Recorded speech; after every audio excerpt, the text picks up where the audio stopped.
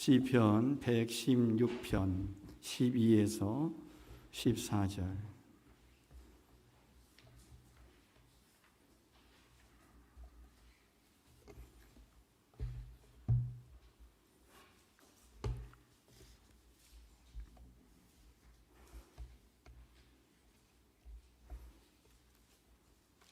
내게 주신 모든 은혜를 내가 여호와께 무엇으로 보답할까? 내가 구원의 잔을 들고 여호와의 이름을 부르며 여호와의 모든 백성 앞에서 나는 나의 소원을 여호와께 갚으리로다. 아멘. 우리는 하나님으로부터 값 없이 구원을 받은 영광스러운 존재들입니다.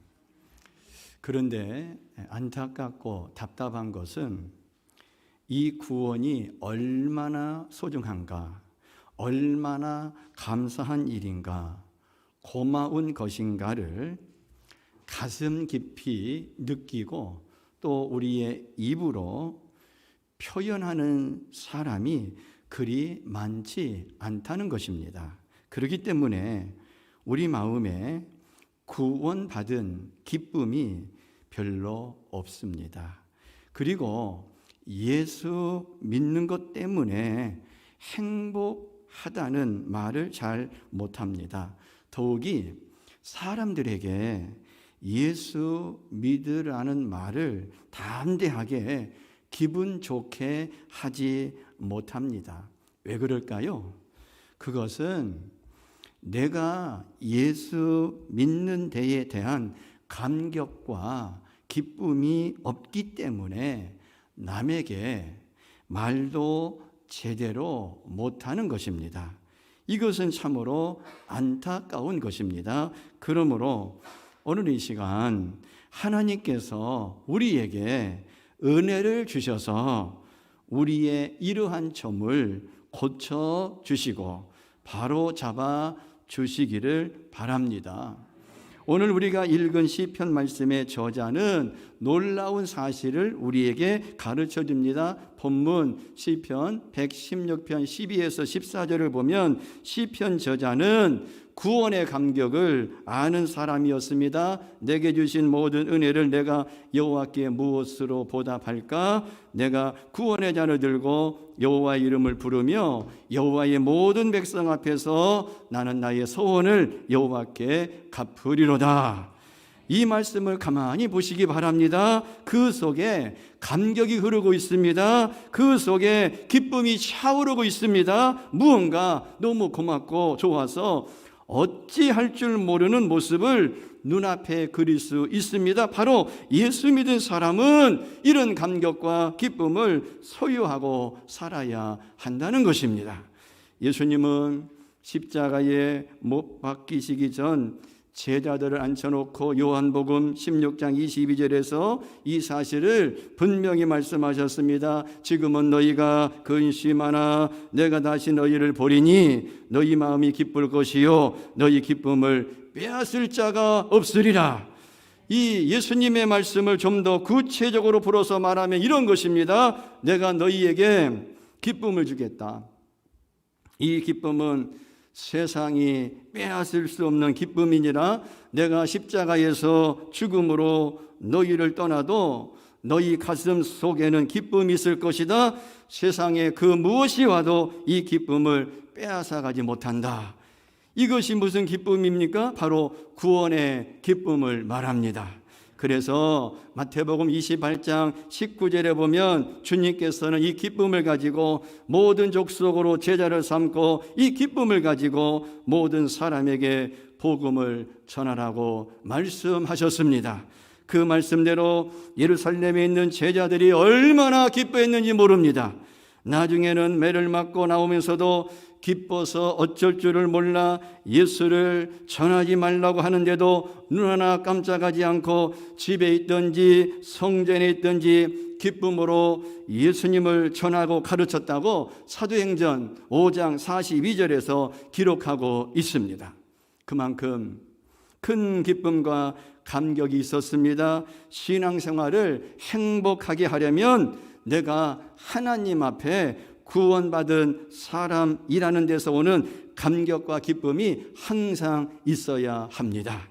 어떤 때는 그것이 뜨거울 수도 있고 어떤 때는 그것이 미지근할 수도 있지만 우리 마음속에는 그 구원의 큰 기쁨과 감격이 항상 흐르고 있어야 합니다. 여러분, 시편 51편에 보면 위대한 성군 다윗의 고백이 나옵니다.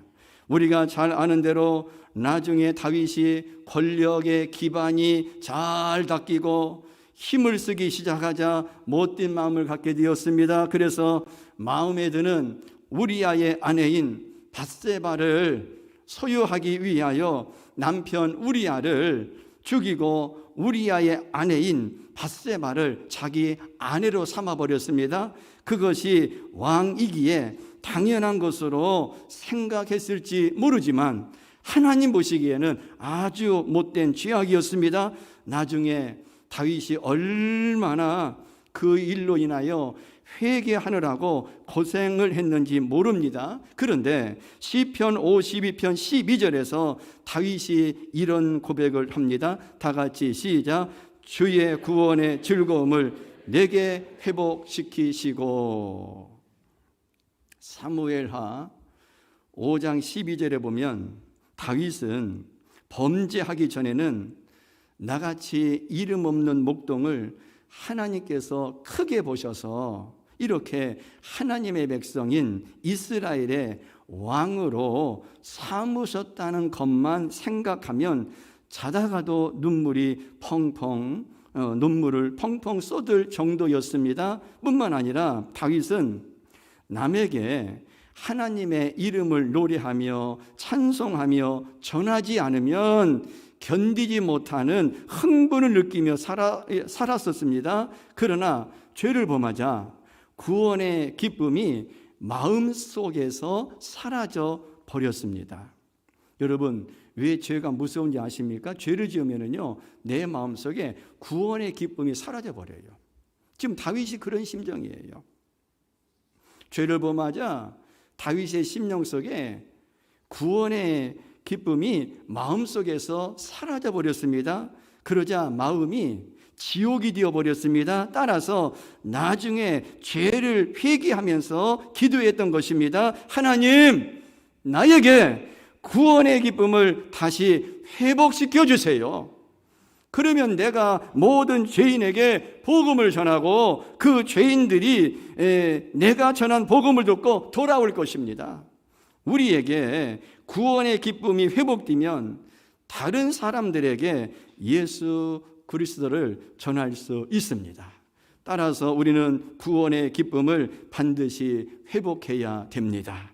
그렇다면 구원이 무엇일까요? 첫 번째로 구원은 시간의 주인공이 아니라 영원의 주인공이 되었음을 의미합니다. 우리는 시간의 주인공이 아닙니다. 여러분, 시간을 붙잡을 분 여기 있습니까? 아무도 없어요. 우리는 시간의 주인공이 아닙니다. 영원의 주인공입니다. 시간이라고 하면은 현세를 말합니다. 그리고 누구나 이 현세인 이 시간 안에 이 세상에 와서 건강하면 살다가 70, 80년 내지는 90년의 한 생을 말합니다. 그리고 아직도 사탄이 지배하고 있는 세상 나라가 시간이고 현세입니다. 우리는 모두 이 시간의 노예였습니다. 이 시간 속에 갇혀 살았습니다. 이 시간에 끌려가기도 하고 밀려가기도 하면서 한 생을 살았습니다. 구원은 이 시간에서 어디로? 영원으로 옮긴 것을 말합니다. 아멘. 연필 있는 분들 이거 써놓으세요. 구원은 이 시간에서 영원으로 옮긴 것을 말합니다. 구원이 뭐냐? 우리가 그 의미와 그 소중한 것을 깨닫기 위해서 구원은 이 현세 시간에서 영원으로 옮긴 것을 말합니다. 예수님 때문에 우리는 영원을 소유하게 되었습니다. 영원이라고 하는 것은 시공과 육체를 벗어버린 내세를 가리킵니다. 내세. 하나님과 함께 사는 영원한 생명을 말합니다. 전문적인 용어로는 하나님 나라를 가리킵니다. 이것이 영원입니다. 그렇다면 여러분은 어느 편이 더 좋습니까? 시간 세계가 더 좋습니까? 영원 세계가 더 좋습니까? 아마 누구에게 묻든 똑같은 대답이 나올 것입니다. 바로 영원이 훨씬 좋습니다. 시간과 비교할 수 없는 큰 축복이 있기 때문인 줄로 믿습니다. 요한계시록 21장 4절에 보면은 영원이 훨씬 좋다는 것을 우리는 분명히 알 수가 있어요. 요한계시록 21장 4절에 보면은 이 영원한 하나님 나라에는 없는 것이 5가지가 있다고 말합니다. 시작. 모든 눈물을 그 눈에서 씻기심에 다시 사망이 없고 애통하는 것이나 곡하는 것이나 아픈 것이 다시 있지 아니하리니 처음 것들이 다 지나갔음이러라. 영원한 나라, 하나님 나라에는 5가지가 없는데 첫째로는 눈물이 없고, 둘째로는 죽음이 없고, 세 번째로는 애통하는 것이 없고, 네 번째로는 곡하는 것이 없고, 마지막으로 아픔이 없다고 합니다. 이 5가지가 없는 나라가 곧 파라다이스 아닙니까? 세상에 이런 나라가 현세인 시간 세계에 어디 있습니까? 시간 세계인 현세인 세상은 어떻습니까? 우리가 살고 있는 시간 세계인 이 세상은 어떻습니까? 눈물의 골짜기입니다. 눈물의 골짜기 아닙니까? 죽음이 홍수처럼 사람들을 쓸어가는 곳이잖아요. 지금 우리가 현재 이 세상이. 오늘도 애통하며 곡하는 소리가 천지를 진동합니다. 아픔으로 인해 고통당하지 않는 자가 이 세상에 누가 있습니까? 그러므로 이 시간 세계에서 영원 세계로 옮긴 것이 구원이기에 생각만 해도 흥분하는 것입니다. 하나님께서 우리에게 주신 구원은 이런 것입니다. 그럼에도 불구하고 우리에게는 이런 감격이 별로 없습니다. 이것이 영적으로 병입니다.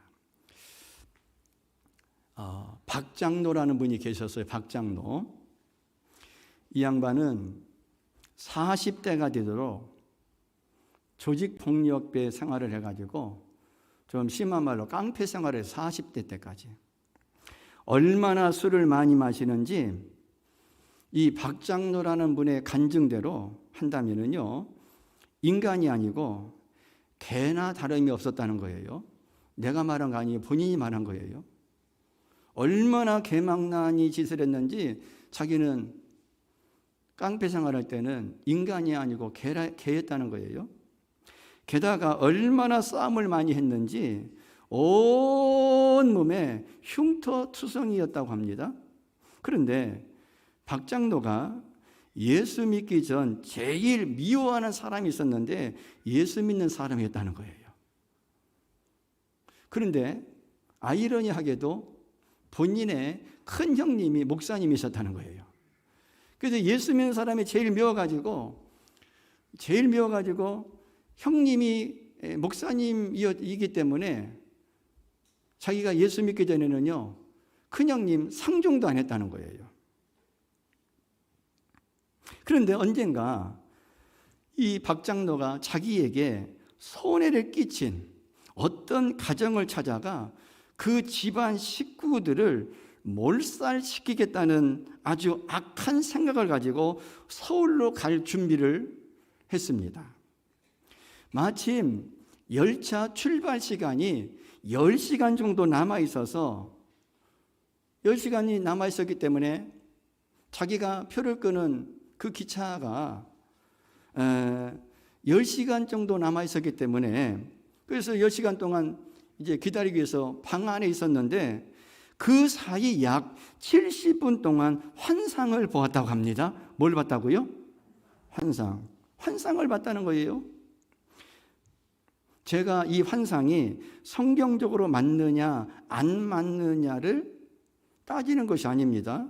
다만 이 박장로라고 하는 사람이 환상을 봤는데 천사라고 부를 수 있는 만큼 굉장한 분이 나타나서 자기를 수레에 태워서 천국으로 데려가더라는 것입니다. 어디로 데려갔다고요? 천국으로. 여러분도 오늘 저녁에 꿈꾸시다가 환상 중에 천국 구경하시기를 바라겠습니다. 천국으로 데려가더라는 거예요. 거기서 이 박장로는 언제인지 정확히 모르지만 자기가 10대인지 20대였을 때 돌아가신 외삼촌을 만났다는 겁니다. 그 외삼촌은 예수님을 너무나 잘 믿어서 사람들이 그 외삼촌에게 예수쟁이라고 불렀고, 집안에서는 얼마나 예수님을 열심히 믿었더니 따돌림을 왕따로 당했던 분이라는 거예요. 그런데 그만 그 외삼촌이 젊은 나이에 병이 들어서 집안 재산을 다 탕진하고 뼈만 앙상하게 남고 고생하다가 죽으셨다는 거예요. 그때 이 박장로는 외숙모를 붙들고, 아니, 예수 믿으면 복을 받고 건강해야지 저게 무슨 망신입니까? 그런데도 외숙모는 예수를 믿을 겁니까? 하고 외숙모에게 대들었다는 거예요. 예수 믿기 전에. 그러자 외숙모는요, 당연하다는 듯이 말했습니다. 누구나 다 죽는 거 아니냐. 예수님 때문에 천국 갔는데 내가 왜 예수 안 믿겠어? 그런데 외숙모 말대로 환상 중에 천국에 갔더니 거기에 외삼촌이 계시는 것이었습니다. 박장로가 충격을 받고 외삼촌이 이런 좋은 곳에 와 계시는구나 하고 생각하고 있는데, 이내 천사가 그 박장로를 지옥으로 이끌고 갔습니다. 그런데 이번에는 6년 전에 세상을 떠나가신 자기 아버지를 만난 거예요. 지옥에서. 귀로만 듣던 그 무서운 불 속에서 아버지가 고생하는 모습을 본 것입니다. 아버지 하고 아버지를 불러도 대답이 없었습니다. 이렇게 지옥을 거쳐 70분 만에 깨어난 것입니다. 그리고는 이 박장로가 개망난이 이 사람이 180도로 완전히 달라져 버렸습니다. 누가 예수 믿자고도 안 했는데도 스스로 교회를 찾아갔고 주님을 영접하여 변화되어 주님의 교회에 신선한 장로님이 되었습니다. 박장로님의 메시지는 간단합니다. 천국은 너무나 좋습니다. 그 천국에 안 가고 어디에 갈 것입니까? 우리 아버지가 있는 지옥에 갈 것입니까? 만나는 사람들마다 구원의 감격의 기쁨을 얘기하는 거예요. 구원이 뭡니까? 시간의 주인공이 아니라 영원의 주인공이 되었다는 것을 얘기하는 것입니다. 하나님께서 우리에게 이런 축복을 주셨는데 왜 기뻐하지 않습니까? 왜 감격이 없습니까? 왜 남에게 말하고 싶은 충동을 못 느낍니까? 이 좋은 것을 받고도 모르고 있다면 곤란한 일 아닙니까? 두 번째로, 구원은 정죄의 주인공이 아니라 사죄의 주인공이 되었음을 의미합니다. 정죄의 주인공이 아니라 사죄의 주인공이 되었음을 의미해요. 구원은. 하나님과 우리 인간 사이에는 가장 어렵고 심각한 문제인 죄가 개입되어 있었습니다. 하나님과 우리 인간 사이에 죄가 개입되어 있었어요. 그래서 하나님과 우리 사이의 죄 때문에 하나님과 우리 그 서로가 용납될 수 없는 사이였습니다. 하나님은 너무 거룩하셔서 우리를 가까이 할 수 없었고, 우리는 너무 부패하고 악해서 하나님을 상대할 수 없었습니다.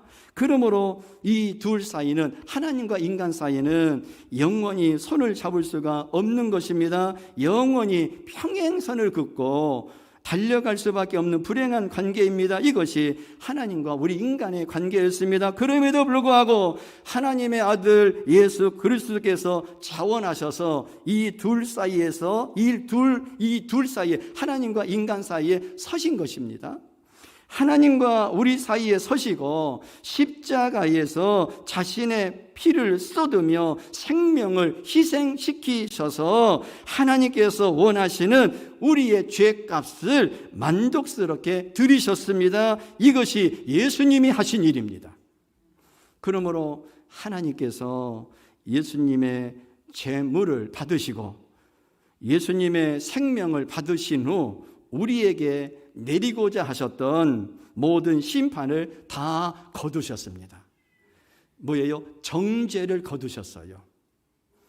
뿐만 아니라 영벌을 거두셨습니다. 멸망을 거두셨습니다. 저주를 거두셨습니다. 그리고 이 예수님의 십자가의 공로 때문에 하나님께서 우리를 더 이상 죄인 취급할 수 없게 되었습니다. 또한 우리는 하나님 앞에 더 이상 죄인으로 서고 싶어도 설 수 없는 사람이 되었습니다. 이것이 구원받은 우리의 모습입니다. 내가 예수 믿고 진정으로 죄를 회개했습니까? 하나님께서 나를 용서해 주셨음을 확신합니까? 그렇다면 하나님께서는 더 이상 예수 안에 있는 나를 죄인으로 다룰 수가 없습니다. 하나님께서는 불가능합니다. 또 내가 이미 예수 때문에 용서받은 것이 분명하다면 하나님 앞에 설 때 죄인이 되고 싶어도 절대로 될 수가 없습니다. 이것은 불가능한 일입니다. 이것이 구원받은 우리의 신분입니다. 얼마나 대단합니까? 그래서 바울은 로마서 4장 6절에서 이렇게 용서받고 사죄받은 우리의 입장을 놓고 행복이라고 말을 썼습니다. 행복이라는 말을 썼어요. 이처럼 공로가 없어도 하나님께서 뭐라고 인정해줘요? 의롭다고 인정해주는 사람은 행복하다. 할렐루야. 일할 것이 없이 하나님께 의로 여기심을 받은 사람의 행복이라고 말씀합니다. 마치 일하지 않았는데 엄청난 싹을 받은 사람처럼 여전히 죄가 많고 죄를 짓기도 하며 하나님 앞에 여전히 악한 사람인데도 불구하고 예수님 때문에 무조건 죄 없는 자로, 거룩한 자로, 완전한 자로 받아주신다는 말씀입니다. 이것만큼 큰 행복이 어디 있겠습니까? 우리는 이런 축복을 받아서 그 축복을 손에 쥐고 있는 사람들입니다. 그럼에도 불구하고 우리가 기뻐하지 못하고 구원에 감격하지 못한다면 이것은 분명히 무언가 잘못된 것이고 영적인 병이 들었다고 말할 수 있을 것입니다. 우리는 보통 존재가 아닙니다. 제가 설교를 준비하다가 책을 이렇게 책을 보다가 강남에 사랑의 교회를 개척하시고 아주 큰 제자 훈련을 통해서 큰 교회를 한국 교회에 아주 상당한 영향을 끼치다가 돌아가신 옥하는 목사님이 쓴 글을 제가 읽게 되었어요. 이 어른이 1910년에 돌아가셨더라고요. 근데 이 어른이 자기 이름에 대해서 얘기한 것을 제가 읽고 오늘 소개하려고 그래요. 이 옥하는 목사님은요, 자신의 이름인 옥한흠을 가지고 그 한문을 가지고 아무리 풀어도 그 의미가 안 나와서 안 좋아했다는 거예요. 안 좋아했대요. 저는 저희 아버지가 임윤빈 이름을 져줬는데 임자는 맡길 임자고요, 윤자는 윤택할 윤자고요, 빈자는 빛날 빈자예요. 그래서 제가 스스로 해결했어요. 빈자가 우리 예수님을 빛나게 하고, 윤자는 예수님을 윤택하게 함으로 예수님을 빛나게 하고 예수님을 윤택하게 하는 삶을 살으라는 것을 저에게 맡겨주셨다. 스스로 해석했더니요, 이름이 겁나게 좋은 거예요. 윤빈. 근데 다 임윤빈 밑에 받침이 있어가지고 누구한테 내 이름을 소개하려면요 2번, 3번 불러줘야 돼요. 하여튼 그래도 제 이름은 저는 만족해요. 근데 이 옥하는 목사님은 자기 이름에 대해서 별로 그렇게 좋게 여기지 않았다는 거예요. 그런데 이 옥 목사님은요, 나를 사랑하사 나를 구원하신 하나님의 은혜를 깨닫고 나서는 자신의 이름이 누구보다도 자신의 이름을 누구보다도 좋아하는 사람이 되었다는 거예요.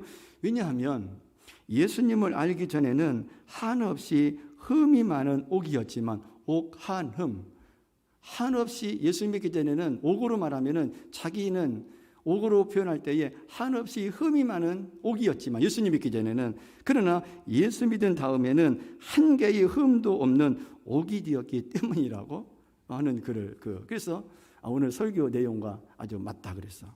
그리고 하나님의 손가락에 낄 수 있는 한 개의 흠도 없는 아주 아름다운 옥이 되었다고 했습니다. 예수님이 옥하는 목사님을 그렇게 만들어 주셨다고 말했어요. 그렇습니다. 옥하는 목사님의 이름과 같이 예수님을 믿고 알기 전에는 나 역시 한없이 흠이 많은 옥이었습니다. 그런데 예수님을 믿은 후에는 한 개의 흠도 없는 옥으로 바꾸어 주셨습니다.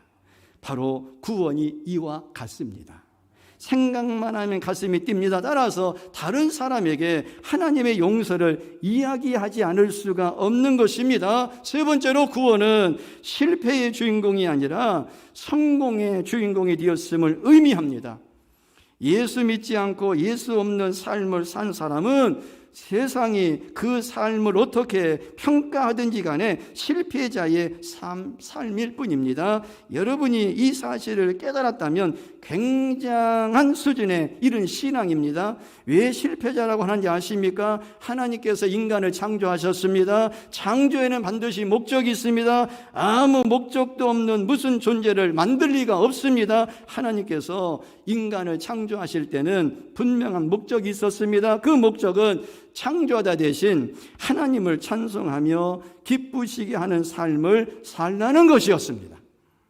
그러나 우리가 예수님을 알기 전에는 하나님의 존재를 인정하지 않았습니다. 그래서 내가 하나님이 되었고, 예수님 믿기 전에는, 그리고 나를 위해서 인생을 살았고, 인생의 모든 화려한 꿈과 비전도 전부 나 자신을 위한 것이었습니다. 그러므로 내가 그러한 생을 살 때 세상에서는 노벨상을 줄 수도 있고 칭찬할 수도 있고 나중에는 묘비를 세워 길이길이 기념할 수도 있을는지는 모르지만 하나님께서 보실 때는 그것은 실패자의 삶인 것입니다. 왜냐하면 창조자의 요구를 거부한 인생이었기 때문에, 그리고 솔직히 이야기해서 의미가 없는 삶을 살았기 때문에 실패자의 삶인 것입니다. 그러나 우리가 예수 그리스도를 믿고 구원받은 후에는 삶이 완전히 바뀌어졌습니다. 그래서 하나님을 기쁘시게 하는데 우리의 모든 관심을 집중하고 삽니다. 그리고 적은 일이든 큰 일이든 상관없이 모든 일이 하나님께 드리는 거룩한 제사의 제물이 될 수 있습니다. 그러므로 예수 믿는 사람에게는 세상 사람이 어떻게 평가하든 문제가 되지 않습니다. 그 사람의 직업이 하찮은 것이라고 말해도 상관없고, 그 사람의 직업이 존귀한 직업이라고 말해도 상관없습니다. 그것은 한낱 인간적인 평가일 뿐, 하나님 편에서는 예수 믿고 하나님을 기쁘시게 하기를 소원하는 자의 삶이 승리자의 삶이요 성공자의 삶인 것입니다. 그러므로 구원받았다는 것은 이제 실패자의 삶을 살 수 없다는 것과 성공자의 삶을 시작했다는 것을 의미하는 것입니다. 이 얘기에 대해서 우리는 이제 구원은 실패자의 주인공이 아니라 성공의 주인공이 되었다는 이 얘기를 이해를 돕기 위해서 오늘 제가 예화를 2개를 들겠어요. 두 사람의 예를 들겠는데요. 한 사람은 세상에서 별 볼 일 없는 사람의 얘기이고요. 한 사람은 세상에서 부러움을 사는 사람의 얘기입니다. 먼저 미국의 조셉 조렌티니라는 하는 사람을 소개할 겁니다. 여러분, 조셉 조렌티니라는 사람 여러분 아는 분 계세요? 아니, 목사님, 한국 사람도 모르는데 미국 사람을 어떻게 합니까? 근데 미국 사람 중에도 알려진 사람들은 알잖아요. 그죠? 근데 이 사람은요, 조셉 조렌티니는요, 아무도 이름 모를 거예요. 뭐한 사람인지. 그도 그럴 것이요. 조셉 조렌티니는요, 미국 뉴욕에 있는 고급 호텔인 프라자 호텔에서 도어맨으로, 저 그림 나오죠? 도어맨으로 53년 동안 근속한 사람이었습니다. 여러분, 도어맨이 뭐 하는 분인지 아세요? 호텔의 서비스 직종 중 하나입니다. 호텔에서 손님들이 도착할 때 가장 먼저 맞이해주며 차 문이나 호텔 문을 열어주는 분이 도어맨입니다. 53년 동안 도어맨으로 근속한 조셉 조렌티니는 결근을 사흘밖에 안 했다는 거예요. 53년 동안 저 도어맨 하는데 결근을 3번밖에 안 했다는 거예요. 얼마나 충성스럽게 그 직책에 종사했는지 모릅니다. 이제 78세로 은퇴를 하게 되자 조셉 조렌티니는 이 조셉 조렌티니의 변함없는 충성에 감동을 받은 기자들이 다음과 같이 물었다고 합니다. 당신은 그런 단순한 일을 어떻게 53년 동안이나 계속 할 수 있었습니까? 하고 물었어요. 그랬더니 조셉 조렌티니는 이렇게 대답하는 것이었습니다. 다 같이 시작. 나는 사람을 좋아하지요. 호텔 도어맨은 날마다 새 사람을 만나는데 이것이 얼마나 신나는 일입니까? 저는 그리스도인입니다. 그래서 손님을 맞이할 때 예수님을 맞이하듯 합니다. 그리고 기회가 되면 예수님을 이야기합니다. 그러므로 이 호텔 현관은 53년 동안 제게 뭐였다고요? 천국이었다. 그렇습니다. 자기의 일이 무엇이든지 자기의 일이 어떤 수준의 직업이라든지 그 직업을 통해서 하나님을 기쁘시게 할 수만 있다면 조렌티니와 같이 한 생을 살다 가도 이 실패자야라고 하나님께서 절대로 말씀하지 않으십니다. 오히려 너는 성공자야, 착하고 충성된 동안 이리로 오너라, 내가 너에게 상을 주겠다고 성경을 통해 분명히 약속하셨습니다. 얼마나 아름다운 모습입니까? 조렌티니의 모습이. 또 다른 한 사람을 예를 들겠습니다. 외과 암 전문의인 이병옥 박사라는 분이 계십니다. 이분은요, 외과 암 전문의예요. 지금까지 암 수술만 3,000회 이상을 하면서 재발률이 아주 낮다고 평가를 얻을 만큼 권위 있는 의사입니다. 이병옥 박사가. 그런데 이병옥 박사는 자기가 외과 의사라는 데에 평소 불만이 있었다고 합니다. 일반적으로 외과는요, 의학도들이 피하고 싶어하는 과입니다. 왜냐하면 날마다 비위가 상할 정도로 피를 봐야 하고 자칫 수술 도중 실수할 수 있는 위험 부담이 따르며 게다가 응급 환자가 발생 시 밤낮 없이 뛰어야 하기 때문입니다. 한마디로 이 외과 의사는 그 의사들 세계에서는 그렇게 부른다는 거예요. 3D 업종이라고 하나요? 3D 업종. 3D 업종 아시죠? 더티, 더럽고, difficult, 힘들고, 그 다음에 dangerous, 위험하고, 더럽고, 힘들고, 위험하고, 그렇게 여긴다는 3D 업종. 그런데 이병옥 박사가 어느 날 은혜를 받게 되었습니다. 나 이제 주님의 새 생명 얻은 몸, 옛것은 지나가고 새 사람이로다 라는 찬송가 가사처럼 은혜를 받은 것입니다. 그러자 인생의 진정한 행복은 돈을 벌어 남보다 큰 집에서 살거나 외제차를 운전하고 다니면서 남에게 과시하는 데 있지 않다는 것을 알게 되었습니다. 진정한 소명,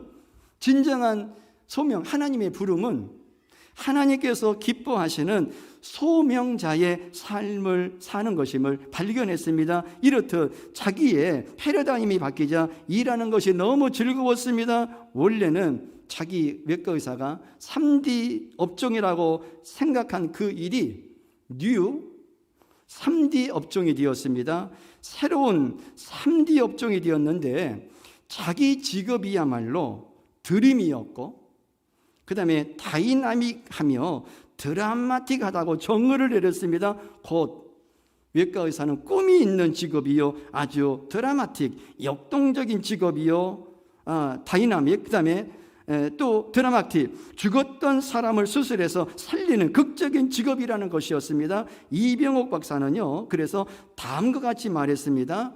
이처럼 새로운 시각을 가지게 되니 삶이 즐겁고 활기가 넘치기 시작했습니다. 그리고 저처럼 성공적인 삶을 아직도 발견하지 못한 사람들을 위하여 틈만 나면 전도하는 전도에 미친 사람이 되어버렸습니다. 다 같이 아멘. 아멘 하나도 안 하시네. 우리가 구원받았다는 것이 무엇을 의미하는지 압니까? 우리는 절대로 실패자의 삶을 살 수 없다는 것을 이야기합니다. 어떤 처지에 있든지 어떻게 인생을 살다가 가든지 우리는 절대로 실패자가 될 수 없습니다. 하나님을 영화롭게 하는 모든 삶은 성공자의 삶이요 승리자의 삶인 줄로 믿으시기를 바랍니다. 우리가 구원받았다는 것은 영원의 주인공이요 사제의 주인공이요 성공의 주인공이 되었음을 말합니다. 이런 황홀한 선물을 받았는데 우리 마음에 감격이 없다면 어딘가 영적으로 병이 든 것입니다.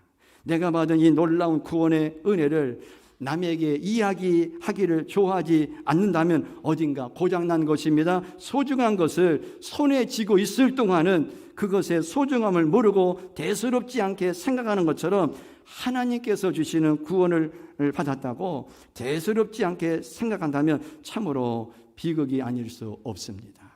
오늘 이 얘기만 하고 이제 말씀을 마치겠어요. 미국 뉴욕에서 2001년도에 9.11, 9월 11일 소위 말하는 9.11 테러가 있었잖아요. 미국의 뉴욕의 세계무역센터 쌍둥이 빌딩과 워싱턴의 국방국 건물인 펜타곤에서 벌어진 항공기 자살 테러 사건을 말합니다. 이 사건으로 343명이 목숨을 잃었고 3,000명이 넘는 인명피해가 발생했습니다. 이 9.11 테러 사건 이후 교회를 나가는 사람이든 안 나가는 사람이든지 간에 제일 많이 부른 찬송가가 있는데 그 찬송이 305장 어메이징 그레이스입니다.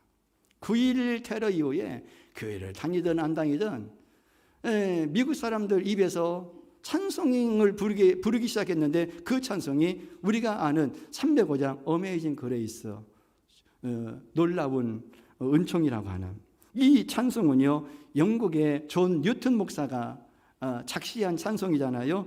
나 같은 죄인 살리신 그 은혜 놀라워 잃었던 생명 찾았고 광명을 얻었네. 9.11 테러 때에 사방에서 어메이징 그리스를 불렀다고 합니다. 그리고 그런 사람들이 교회를 새롭게 나왔다고 합니다. 그래서 9.11 테러로 인해서 가장 최대의 수혜자는 바로 교회였다고 합니다. 보통 그 당시에는요 보통 교회마다 모이는 수보다 5배 늘었다고 말합니다. 지난 10월 29일 토요일에 저녁에 이태원 참사로 안타깝게도 많은 인명피해와 부상을 당했습니다. 하나님의 위로가 함께 하기를 빕니다.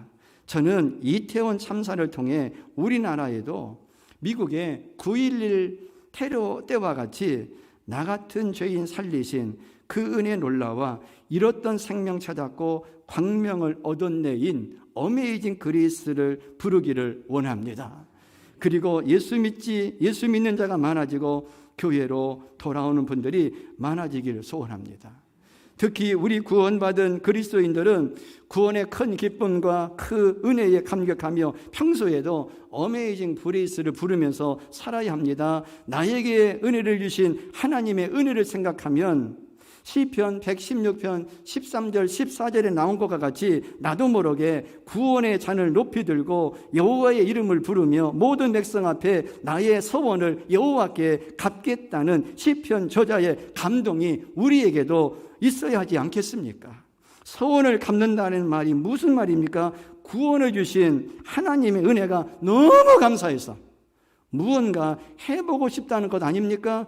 하나님 무엇을 할까요? 내 재산을 주님께 드릴까요? 아니면 날마다 다니며 복음을 전하는 삶을 살까요? 아니면 어떻게 하면 좋겠습니까? 내가 어떻게 하면 구원받은 이 은혜를 조금이라도 갚을 수 있습니까? 이것이 소원 아닙니까?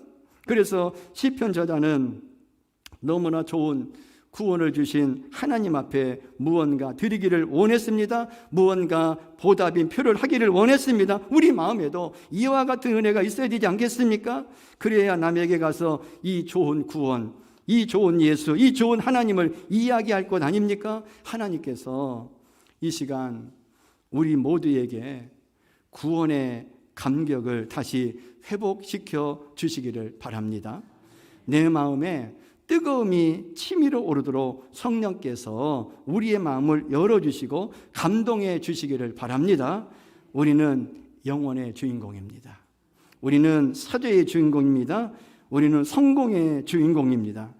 이 좋은 것을 손에 쥐고 있으면서 가만히 있어서는 안 됩니다. 전하십시오. 그리고 날마다 어메이징 그레이스를 부르는 감격을 가지고 이 세상을 삽시다. 그러면 우리도 행복하고 하나님께서도 영광을 받으실 것입니다. 기도드리겠습니다. 자비로우신 하나님 아버지, 우리에게 구원을 주신 것을 감사합니다. 우리에게 영문을 주시고 사죄를 주시고 성공을 주시고 그리하여 이 구원의 은혜를 생각할 때마다 날마다 내 마음속에 찬송이 자꾸만 솟구쳐 오르는 감격적인 삶을 살리게 해 주옵소서. 그리고 이 구원이 너무 좋아서 이 예수가 너무 자랑스러워서 주님이 주신 은혜가 너무나 벅차서 남에게 말하지 않으면 안 되고 남에게 이야기하지 않으면 견딜 수 없는 충동을 우리에게 허락하여 주시옵소서. 그래서 우리 모두 하나님의 백성다운 행복을 가지고 세상을 살 수 있도록 축복해 주옵소서. 예수 그리스도의 이름으로 기도합니다. 아멘. 305장